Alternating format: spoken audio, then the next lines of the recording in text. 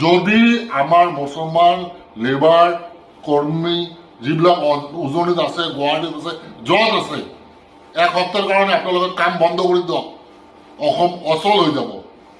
ঈদৰ মাত্ৰ দুটা ঈদত দুইবাৰ বন্ধ থাকে, তেতিয়া অসম অচল হৈ যায়। এক সপ্তাহ বন্ধ কৰি ৰাখক। আমাৰ মুছলমান ভাইসকলক কৈছো, এক সপ্তাহ আপোনালোকে কৰ্ম বন্ধ কৰি ৰাখক।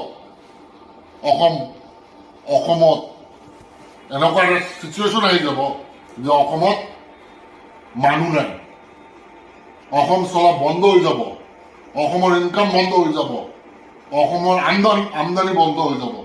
মুছলমান নহ'লে অসম নচলে। এই পগলা কুকুৰটো, এই চলিহাৰ মুখখন বন্ধ কৰিব লাগিব। যধে মধে মুছলমানক আক্ৰমণ কৰি কথা কয়। আৰু লগতে এটা মই কথা কওঁ, ইনশাআল্লাহ আপোনালোকে ভয় নকৰিব। এমাহৰ ভিতৰত আমি মুছলিম সাহিত্য শাসিত তৰফৰ পৰা আমি আগতে আন্দোলন কৰাৰ পিছতে গভৰ্ণমেণ্টে আমাক দিল্লীৰ পৰা অসম চৰকাৰে আমাক চিঠি দিছে। এইখন চিঠি লৈ আমি সুপ্ৰিম কোৰ্ট কৰি আছো।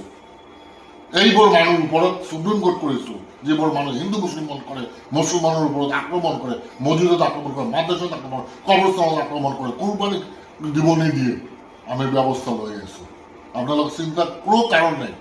আপোনালোকে কাম কৰি যাওক। কিবা যদি প্ৰব্লেম হয় ইনশাআল্লাহ মোৰ নম্বৰত ফোন কৰিব।